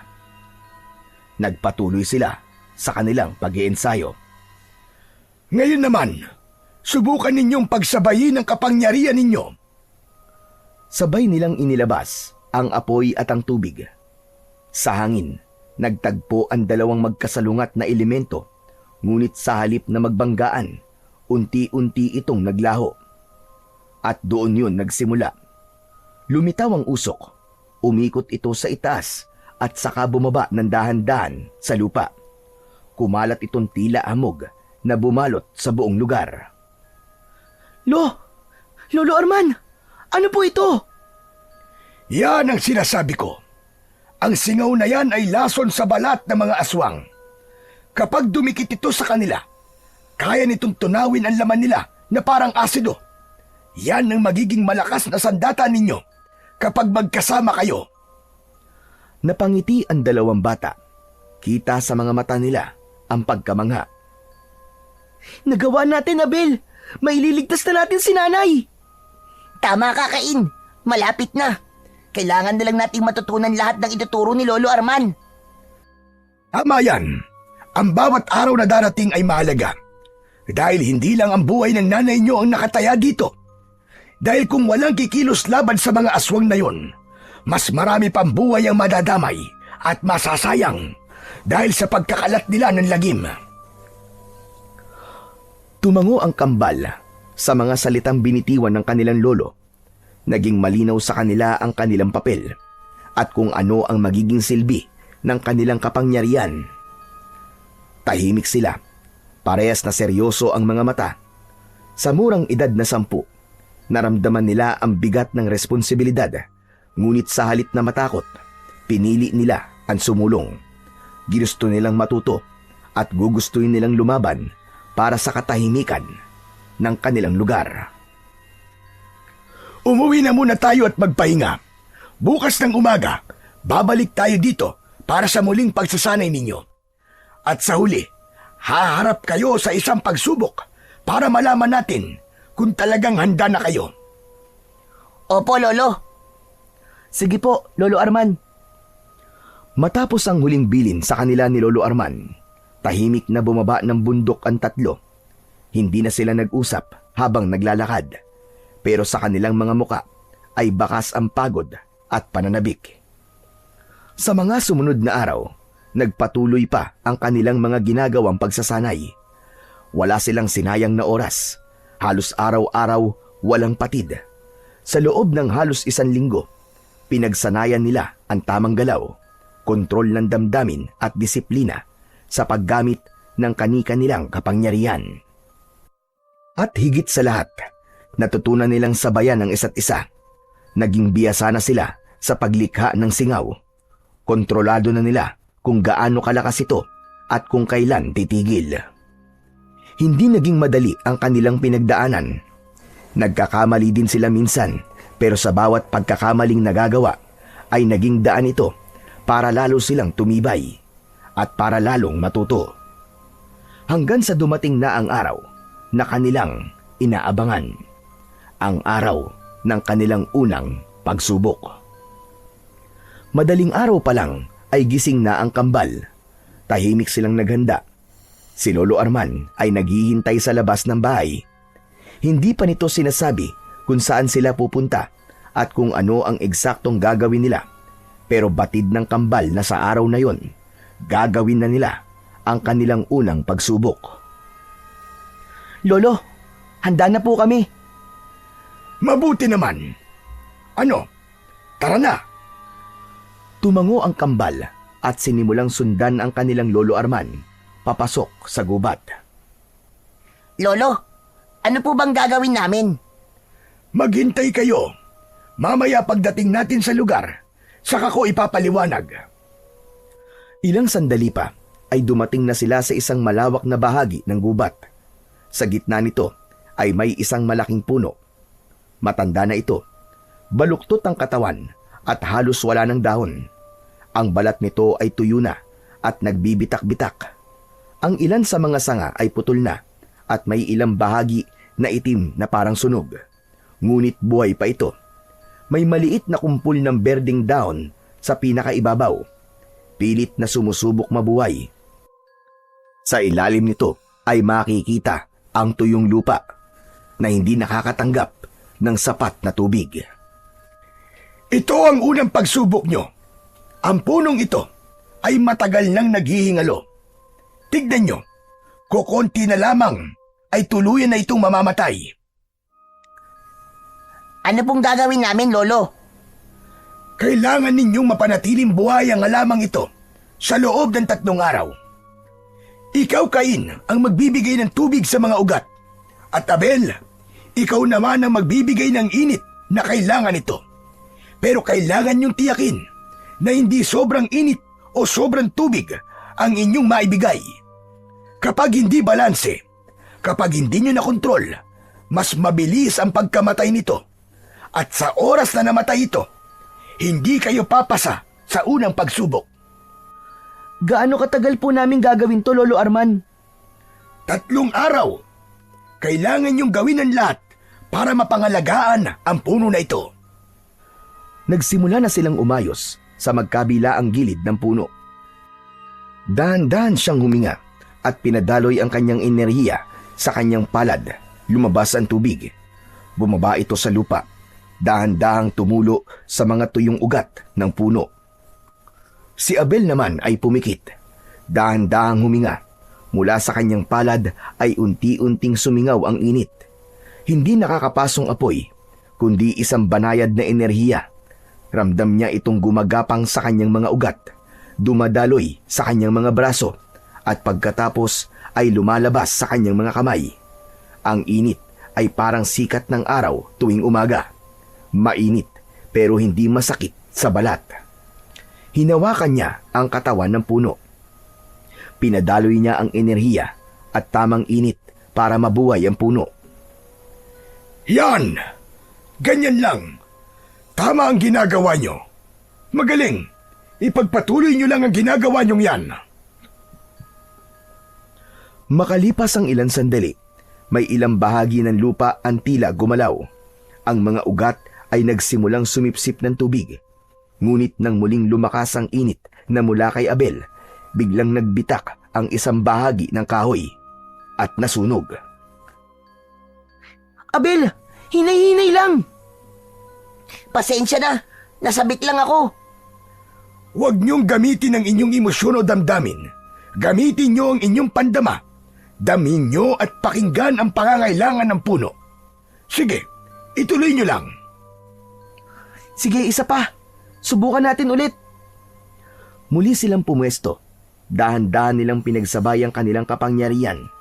Huminga sila at ipinikit ang kanilang mga mata. Pinakiramdaman nila ang buhay sa paligid. Napangiti naman si Lolo Arman. Sa loob ng 3 araw, araw-araw silang bumabalik sa puno. Minsan nagkakamali pa rin sila. Minsan sobrang init. Minsan sobrang tubig. Pero natuto silang humingi ng tawad sa isa't isa. Natuto silang bumawi. Natuto silang makinig. At sa huling araw, pagdating nila sa lugar, nakita nilang may bago nang nangyari. Ang puno, lumago na ang mga dahon sa itaas. Ang katawan nito ay hindi na gaanong katuyo at mukhang mas matibay na. Ang mga ugat nito ay nagkakulay na ang mga sanga at tinubuan na rin ng maliliit na usbong ng mga dahon. Tignan mo, Abel. Nabuhay na talaga ang puno. Grabe, hindi ko akalaing mangyayari to. Parang isa lang siya to yung kahoy dati. Ngayon parang buhay na buhay na. Nagpalitan sila ng ngiti. Para sa kanila, malaking tagumpay na ang kanilang nagawa. Nasabik silang malaman ito ng kanilang lolo. Sa araw na yon ay pinauna na sila ng matanda. May mahalagang lakad kasi ito na dapat gawin. Pero nangako na susunod sa kanila para malaman kung pasado ba sila o hindi. Ilang oras ang nakalipas, nakaramdam ng pagkabagot si Abel. Hay, medyo nakakainip na. Napatitig si Abel sa puno at bigla itong tumahimik. Parang may bumabagabag sa kanya. Abel, ayos ka lang ba? Oo, may naiisip lang ako. Sa palagay mo ba, buhay pa si nanay? Ha? Bakit mo naman naitanong? Hindi ka ba naniniwalang buhay pa siya? Gusto ko maniwala, pero kasi ilang linggo na rin ang nakakaraan buwat nang huli natin siyang makita eh. Si tatay nakita kagad natin yung katawan niya. Eh paano kung sa ibang lugar pala'y tinapon ang bangkay ni nanay at saka... Tumigil ka nga. Buhay pa si nanay, hindi pa siya patay. Huwag ka magsasalita ng ganyan. Kaya nga tayo nagsasanay, di ba? Para iligtas siya. Oo nga, nagsasanay nga tayo. Pero wala namang kasiguraduhan kung ano ba talaga ang naging kalagayan ni nanay. Si Lolo, sinabi niya noon na alam niya kung nasan siya dinala. Pero ba't ganon?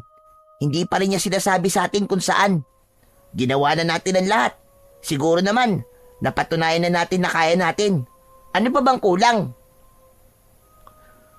Tahimik si Cain. Hindi siya sumagot kagad. Cain, paano kung tayong dalawa na lang ang maganap? Handa naman na tayo, di ba? Hindi pwede, Abel. Si Lolo ang nakakatanda sa atin. Siya ang nakakaalam ng mabuti sa hindi. Kailangan sundin natin siya. Sundin? Di ba't nung gabi na kinuha nila si tatay at nanay? Sumunod tayo nun, di ba? Hindi tayo lumabas sa taguan. Hindi tayo nag-ingay, pero ano nangyari? Napahamak sila. Namatay si tatay. Anong pinagkaiba nun?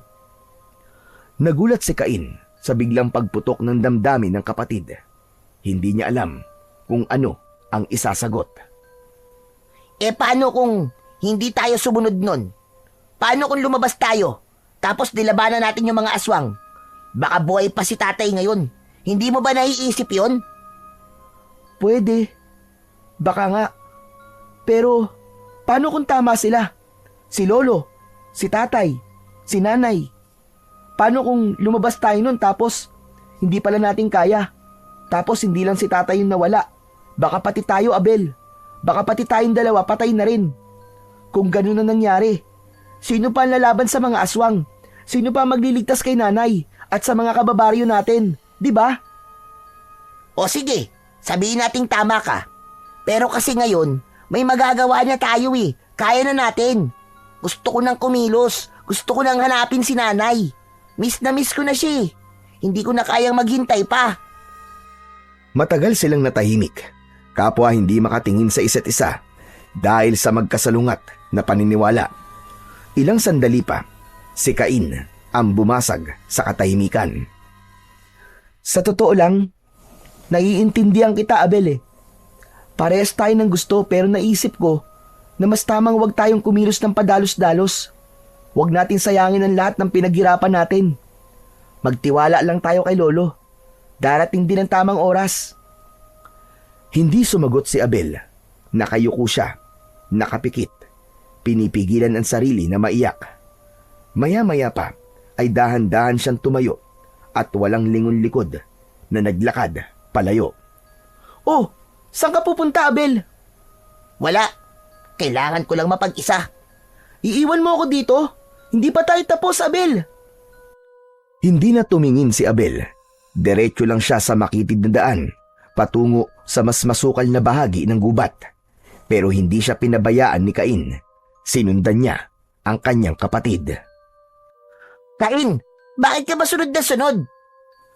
Kasi kapatid kita at ayoko mapahama ka. Hindi natin kabisado ang gubat na to. Baka kung anong mangyari sa'yo. Naglakad silang dalawa. Ilang minuto ang lumipas. May narinig silang kaluskos sa likuran ng matataas na damo. Nagkatinginan silang magkapatid. Mula sa likod ng mga damo ay lumabas ang isang batang lalaki. Marungis ito. Halos kasing edad lang nila. Nanginginig ang bata habang naglalakad. Hawak nito ang tiyan na parang may sugat. Uy, bata! Okay ka lang ba? Dahan-dahang lumingon ang bata. Nanlaki ang mga mata ng kambal sa kanilang nakita. Ang bata, unti-unting nagbago ng anyo. Ang kanyang balat ay umitim at ang kanyang mga mata ay naging kulay pula. Lumitaw ang matatalas nitong mga ngipin at matutulis na pangil. Hala! Aswang yan! Bumilis ang tibok ng puso ni Abel. Uminit bigla ang kanyang ulo pagkakita sa aswang. Agad na lumabas ang apoy sa kamay niya. Itinutok ito sa bata.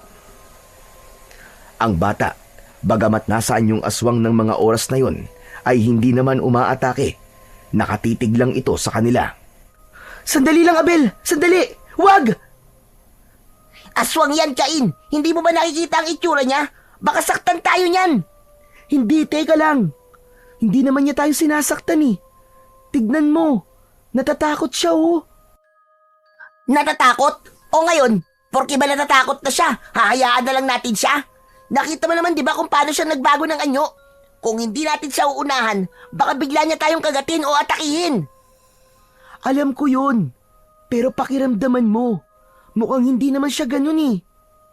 Teka lang, kanina pa ako nakakalata sa iyo ah. Ipinagtatanggol mo ba ang batang aswang na yan? Kailan ka pa naging tagapagtanggol ng mga aswang ha? Nakalimutan mo na ba ang ginawa nila sa pamilya natin? Biglang natahimik si Cain. Nanginig ang kanyang kamay. Nakatitig pa rin sa kanila ang aswang. Ang anyo nito ay nananatiling malahalimaw pero wala naman itong ginagawa. Tumabi ka! Tatapusin ko na to! Akong bahala! Hindi, tumigil ka, Abel! Tama na yan! Iniharang ni Cain ang kanyang katawan sa pagitan ni Abel at ng batang aswang. Desidido siyang protektahan ang nilalang na yon. Naramdaman niya kasing may kakaiba sa bata. Hindi siya nakaramdam ng panganib sa katauhan nito. Umalis ka dyan, Cain! Huwag mong harangan ang apoy ko! Papatayin ko yung aswang na yan! Tama na, Abel, ano ba? Hindi tayo sinalay para pumatay ng mga tao o nilalang na wala namang ginagawang masama sa atin. Hindi ganito ang itinuro sa atin ni Lolo Arman. Saka isa pa, hindi naman lahat ng aswang ay masasama eh. Tulad ng tao, posibleng meron ding mababait at merong masasama.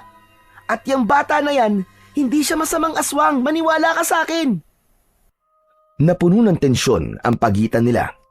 Nakataas pa rin ang mga kamay niya. Parehong may apoy. At talagang pipigilan mo pa ako, ah. Oo, hindi ako aalis dito. Mahina ka. Duwag. Lagi ka na nagpapatalo sa awa mo. Hindi ka talaga bagay sa ganitong laban. Kung pagiging mahina ang tumangging pumatay, kung duwag ang tawag mo sa mga marunong magpigil, edi oo, mahina na ako kung mahina. Duwag ako, oo. Pero hindi ako papayag na ikaw ang maging halimaw. Hindi mo naiintindihan eh. Kailangan natin gawin to. Ginulo ng mga katulad niya ang buhay natin. Pagkakataon na natin para makaganti. Gante, Abel? Gante? Kung papatayin mo ang batang aswang na yan na wala namang ginagawang masama, ano ang magiging kaibahan mo sa kanila? Isa ka ring aswang. Masahol ka pa. Tahimik si Abel. Tumutulo ang pawis sa kanyang noo. Mahigpit ang pagkakakuyom ng kanyang kamay. Nanginginig. Nandun pa rin ang apoy. Bahagya lang kumalma, pero hindi pa rin nawawala. Sige, kung talagang gusto mo siya saktan, saktan mo na rin ako. Sige na, tumira ka na. Hindi ako lalaban sa'yo, Abel. Kung papatayin mo ako, hindi ako babawi. Inagat ni Abel ang kanyang labi. Namilog ang kanyang mga mata.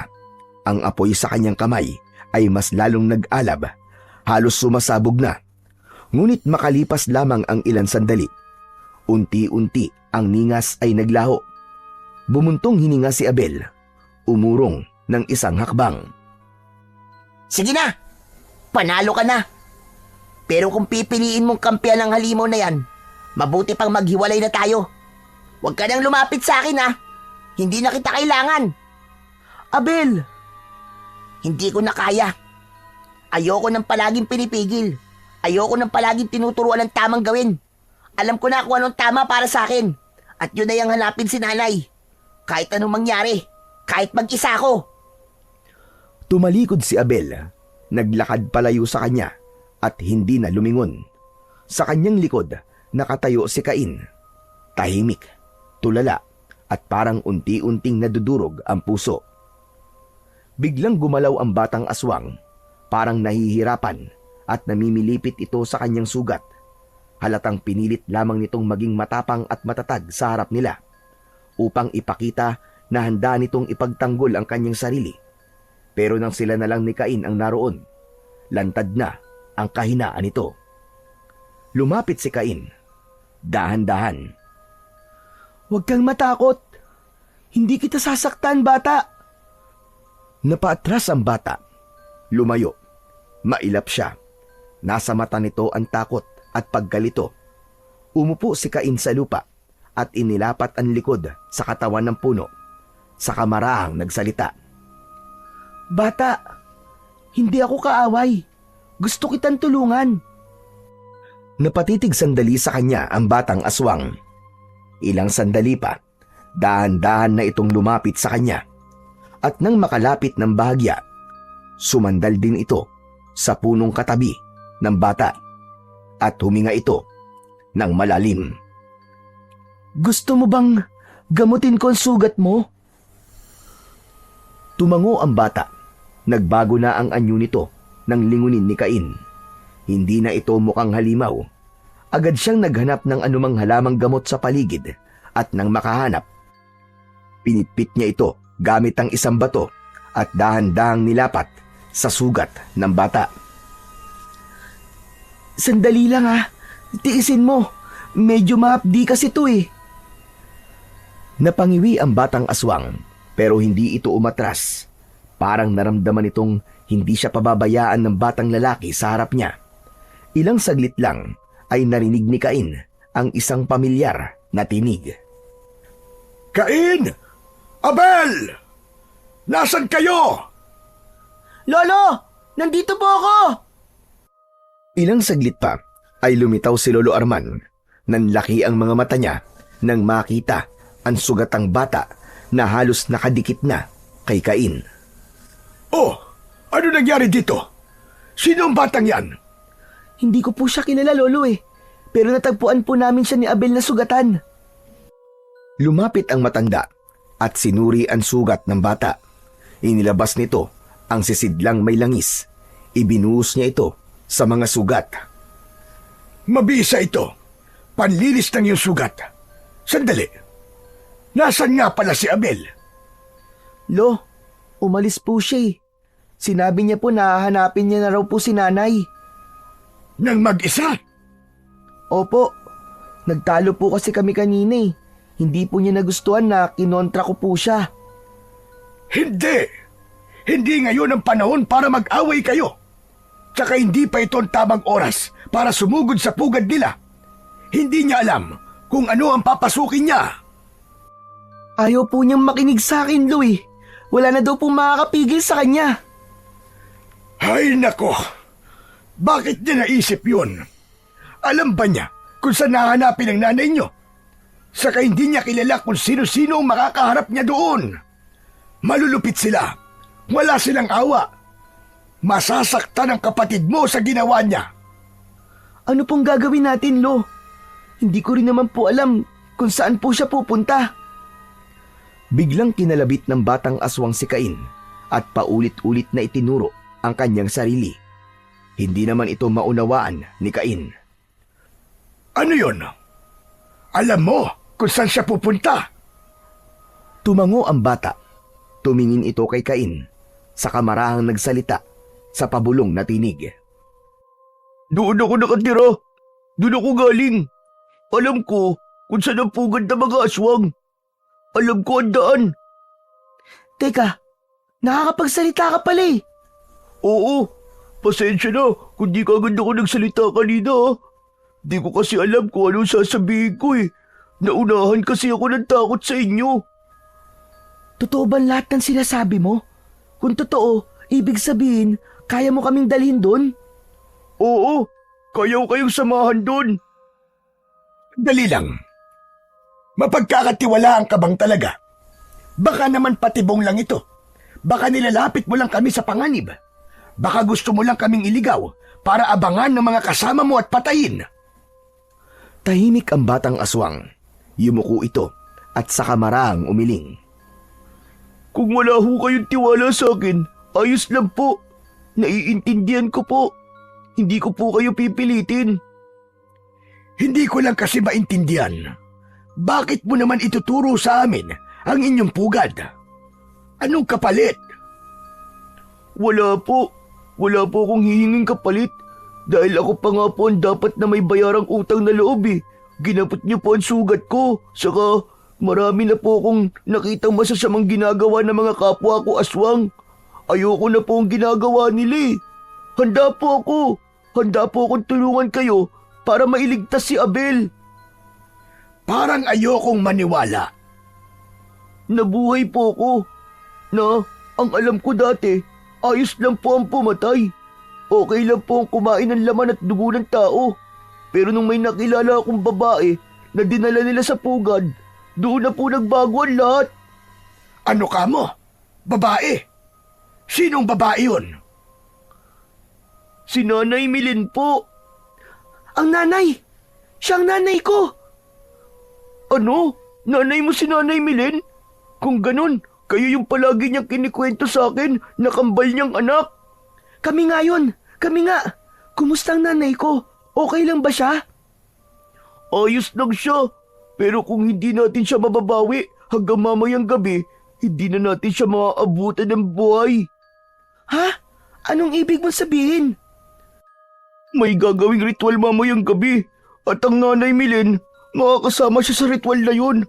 Literal na magiging bahagi dahil kasama sa ritual ang pagpapatulo ng dugo. Papatayin nila ang nanay mo. Papatayin nila mamayang gabi. Hindi! Hindi pwedeng mangyari yun, Lolo! Kung totoo ang sinasabi niya, kailangan natin bilisan. Hindi natin pwedeng pabayaan si Abel o si Nanay. Tama ka. Kaya kahit hindi ako sang-ayon sa ganitong plano, sinubukan kong itaka si Nanay Milin. Pero hindi ako nagtagumpay eh. Kaya heto na pala ako. Sinaktan nila ako at pinalayas, Cain. Wala na tayong oras para maghintay pa. Pagsabi nun, nagsimula na silang maglakad. Samantala si Abel naman ay mag-isa at pilit na nilalabanan ang kaba sa kanyang dibdib. Patuloy siyang naglalakad sa loob ng gubat. Hindi niya iniinda ang gasgas sa kanyang binti, ang putik sa kanyang mga palad o ang mga sanga ng punong sumasabit sa kanyang damit at balat. Lahat ng ito ay baliwala sa kanya. Ang tanging nasa isip niya ng mga sandaling yun ay ang hanapin at mailigtas ang kanyang ina. Makikita rin kita, nanay. Malapit na po ako. Biglang kumunot ang noon ni Abel. Naalala niya ang sinabi sa kanila ng kanyang ina at ama. Sa oras ng pangangailangan, silang dalawa ang dapat na magkampihan. Hindi naman po ako yung may kasalanan eh. Siya po yung kumampi dun sa aswang na yun eh. Sa isip ni Abel, siya ang tama. Siya ang nasa katwiran. Ngunit muli, tila siya nahimasmasan nang maisip muli ang isa pang palaging bilin sa kanila. Huwag magpataasa ng ihi. Matutong magpakumbaba. Mali ba ako, nay? Panay ang tanong niya, maski walang sumasagot. Nagpatuloy siya sa paglalakad. Makalipas ang halos 1 oras pa, napansin niyang tila paggabi na. At sa may bandang unahan niya, may nakita siyang mga liwanag. Dahan-dahan siyang lumapit. Sa harap niya, may nakita siyang isang maliit na baryo na tila ba nakatago sa gitna ng kagubatan. May mga nakita siyang mga kubo at tao sa paligid. Agad siyang pumwesto sa likod ng puno. Maingat na sumilip. Una niyang napansin ang isang malaking siga sa gitna ng mga kabahayan. Sa tabi nito ay may mga nakatayong poste at doon niya nakita ang nanay niya na si Aling Milen. Nakapiring ang kanyang mga mata. Nakatali ang mga kamay at paa sa poste. Sa tabi nito ay may 3 pang taong nakatali rin. Isang matandang lalaki, isang dalaga at isang bata. Lahat sila ay sugatan at tila pagod na pagod. Napakapit si Abel sa katawan ng puno. Ang nanay ko! Si nanay!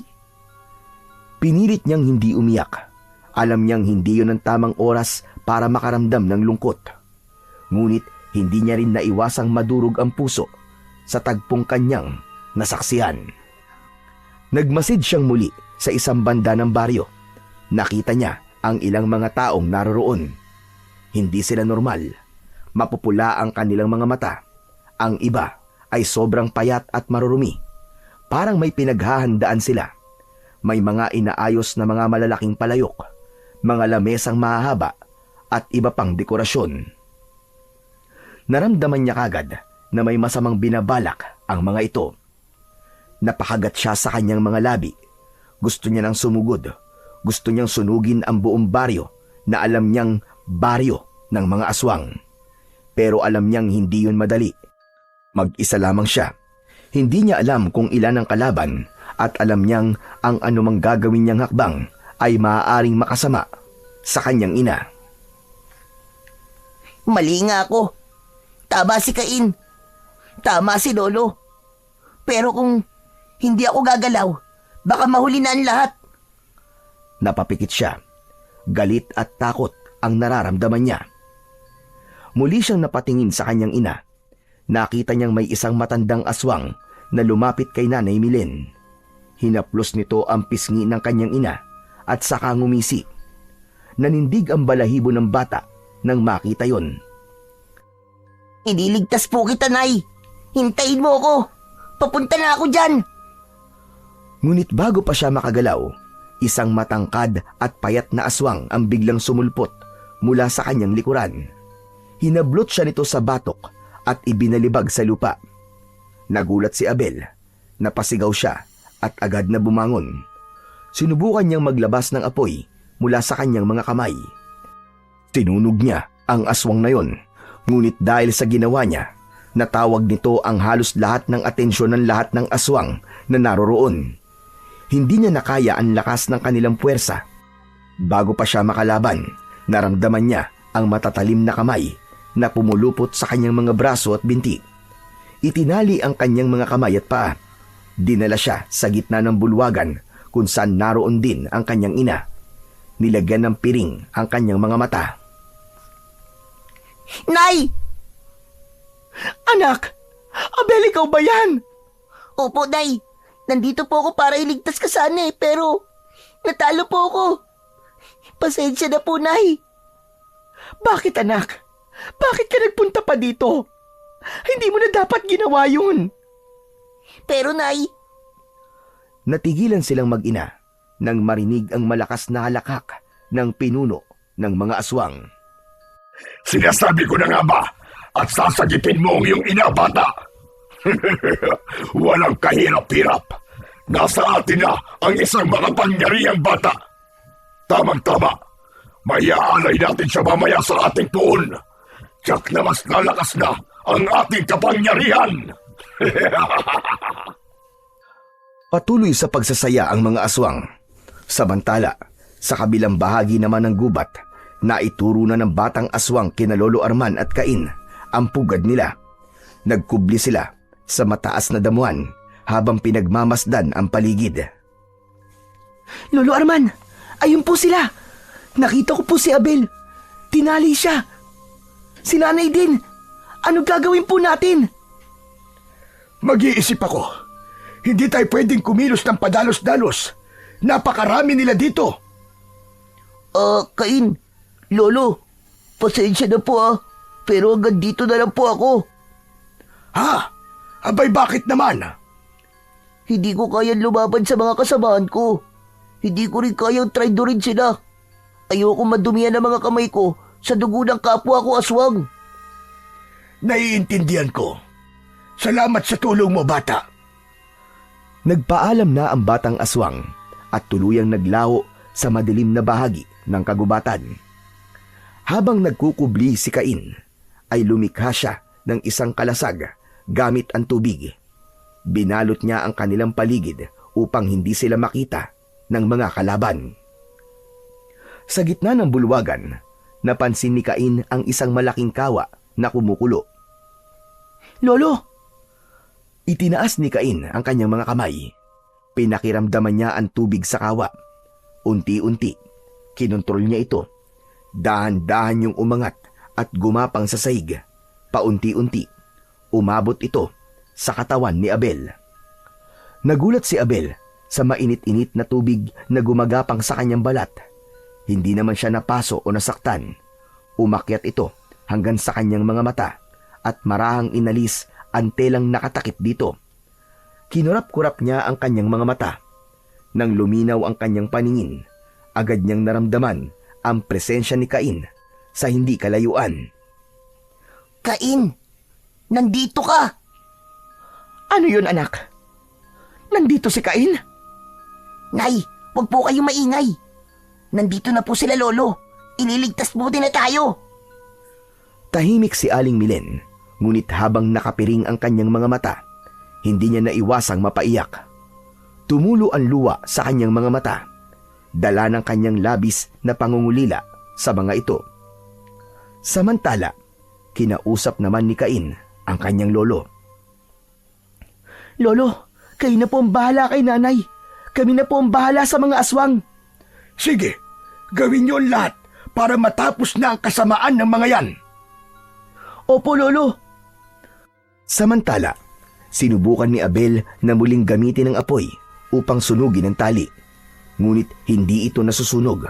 Tila may orasyon o mahikang bumabalot dito. Lolo, mukhang di kaya ni Abel. Hindi umuubra ang apoy niya. Ako na ang bahala. Umusal ng dasal si Lolo Arman. Ilang segundo lang ang lumipas, biglang umapoy ang tali. Kumalat ang apoy at kusang nalaglag ang tali mula sa katawan ni Abel. Agad namang kinalagan na rin ni Abel ang kanyang ina. Ngunit hindi sapat ang oras para maalis niya yun. Hindi naman niya pwedeng sunugin ang tali nito dahil mapapaso niya ang kanyang ina. Hanggang sa may nakapansin na sa kanilang mga aswang, nagsimulang mag-ingay ang buong lugar. May ilang aswang ang agad na nagbago ng anyo. Nagkaroon sila ng matutulis na mga kuko. May gumagapang, may lumilipad at iba pa. Sa gitna ng kaguluhan, tumakbo si Abel at Cain. Nagtagpo sila sa gitna. Magkatabi nilang hinarap ang panganib. Handa ka na ba, Abel? Matagal na! Gawin na natin to, tol! Nagpalabas ng apoy si Abel at tubig naman ang kay Cain. Samantala, si Lolo Arman ay mabilis na ring kumilos. Lumapit siya sa mga biyag at mabilis na kinalagan ang kanilang mga tali.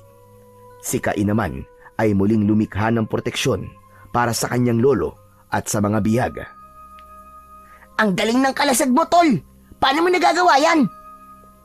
Basta na-discover ko lang. Gamitin mo lang ang isip mo. Kontrolin mo ang iyong kapangyarihan para makabuo ng formang gusto mo. Subukan mo rin, Abel. Pumikit si Abel. Inisip niya ang isang malaking espada. Itinaas niya ang kanyang mga kamay at mula sa kanyang mga palad, nabuo ang isang espadang apoy. Ayan na, Cain!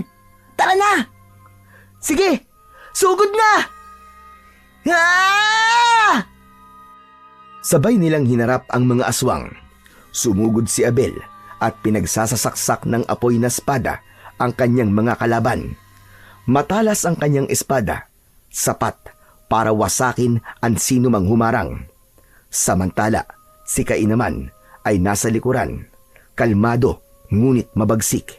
Pinapalutang niya ang mga bolang tubig sa ere at sa bawat iglap ay pinapakawalan nito na parang mga bala. Sa tuwing tatama sa katawan ng kalaban, sumasabog ang tubig na tila may puwersang kayang magpasabog ng laman. Luray-luray ang katawan ng sino mang tatamaan. Ilang sandali pa, lumitaw sa kanilang harapan ang pinuno ng mga aswang. Isa itong dambuhalang nilang, halos 3 metro ang taas, may mahahabang galamay, 2 sungay sa ulo at balat na maitim. Napilitan ng kambal na umatras, tinakpan ang ilong at bibig. Hindi nila inaasahan ang ganitong uri ng kapangyarihan mula sa pinuno ng mga aswang. Biglang nagkaroon ng katahimikan at sa gitna ng katahimikan na yon, umalingaw-ngaw mula sa dilim ang boses ng pinuno.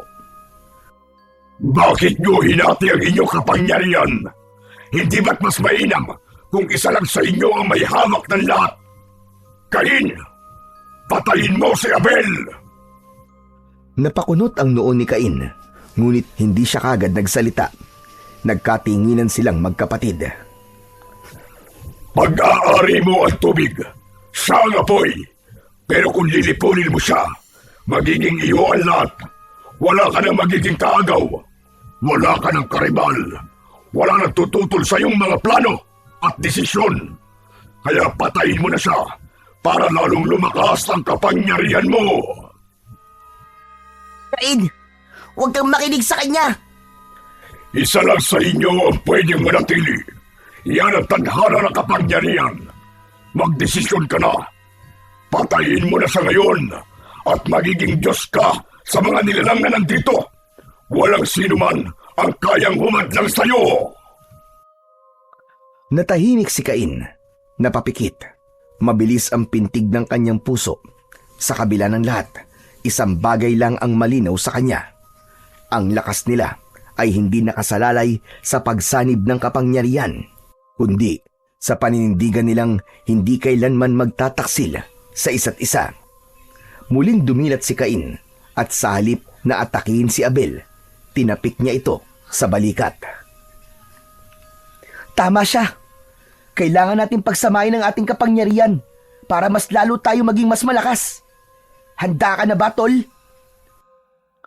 Tumango si Abel. Naunawaan niya ang ibig sabihin ng kanyang kakambal. Ang apoy at tubig, pinagsama nila. At tulad sa kanilang pagsasanay, perpekto silang nakagawa ng singaw o usok. Umikot ito at humalo sa usok na likha ng kanilang kalaban. Narinig nila ang malalakas na sigawan at iyakan.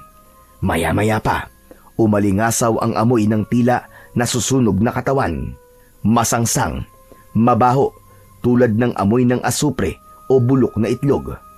Muntik pang maduwal si Abel sa bagsik ng amoy. Unti-unti, lumilinaw na ang paligid nang nabawasan na ang usok.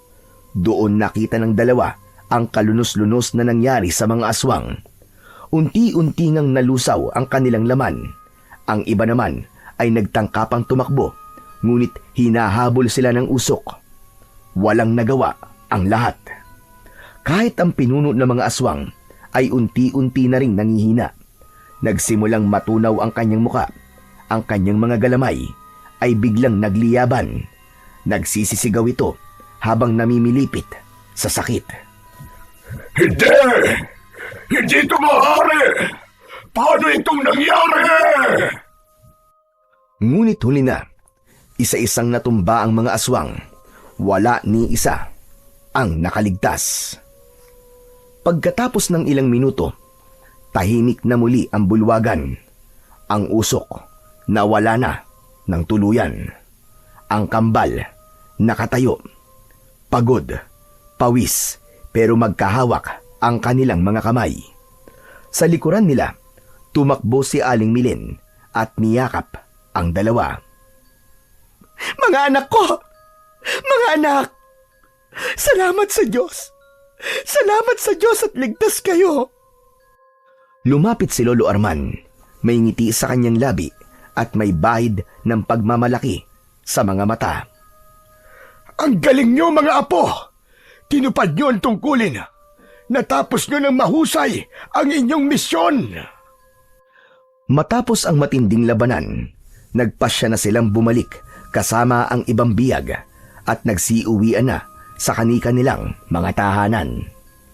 Pagkatapos nun, namuhay na ng normal ang pamilya. Hindi nila isinapubliko ang nangyari. Walang nakaalam ng kanilang naging tagumpay sa naging laban nila kontra sa mga aswang. Nanatiling sikreto ang dahilan kung bakit tuluyan ang naglaho ang banta ng mga aswang sa kanilang baryo. Halos 3 buwan bago napansin ng mga tao na wala nang sumusugod at nambibiktimang mga aswang. Dahil dito, unti-unting nawala ang takot sa mga tao. Muling naging normal ang kanilang pamumuhay. Kaya na nilang lumabas sa gabi. Wala nang natutulog na may itak na katabi. Wala na silang naririnig na mga nakakatakot na tunog. Ang mga tao, unti-unting naniwala na wala na ang mga aswang. Ngunit sa kabila ng katahimikan, alam ng kambal na hindi doon nagtatapos ang kanilang tungkulin. Kaya't patuloy silang nagsanay, patuloy na nagpakabiyasa sa kanilang kakayahan. Sa tulong ni Lolo Arman, nagsanay sila halos araw-araw sa sagradong lugar na pagmamayari ng diwatang may 2 ulo. Patuloy silang nagsusumikap upang sa oras na muling bumalik ang kadiliman, madali na lamang para sa kanila na maapula ang apoy ng kasamaan. Hindi sila papayag na matinag. Mananatili silang magkakampi, magkasangga sa kahit na anong laban. Dahil alam nila, sila ang kambal na biniyayaan ng mutya ng apoy at tubig. Sila ang tagapangalaga. Sila ang tagapagtanggol. So yun mga idol, sana po ay nagustuhan nyo ang ating kwento para sa araw na to. Ngayon naman po, ay dumako na po tayo sa inyong pinaka-nire-request at pinaka-hinihintay na shoutout portion. Pasensya na po pala sa mga hindi po masa-shoutout ngayon. Pero pipilitin ko po na sa mga susunod na kwento ay maibibigay ko na po ang inyong request na shoutout. Ano pa pong hinihintay natin? Heto na po. Shoutout po, Rosely Peñar. Shoutout po, Luz Rivera. Shoutout po, Hilario Patra Jasmine. Shoutout po, Cartagena Wilma. Shoutout po, Rodagar Bida. Shoutout po, Myla Pateño. Shoutout po, Beverly Carbajosa. Shoutout po, Che Jane Gregorio. Shoutout po, Rowena Sabido. Shoutout po, Helda Indermor.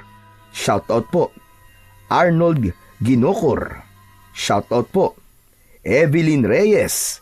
Shoutout po, Indong L2Z. Shoutout po, Habulin. Shoutout po at maraming salamat, Janet Cisneros. Shoutout po, Shirley Napicol. Shoutout po, Mylene Legson. Shoutout po, kay Lilian Forbes. Shoutout po, Angela Obaldo. Shoutout po, Rona Galyado. Shoutout po, Jepoy Adornado. Shoutout po, kay Eldrian Ocon. Shoutout po, Alma Naong. Shoutout po, kay Nieves Genanda.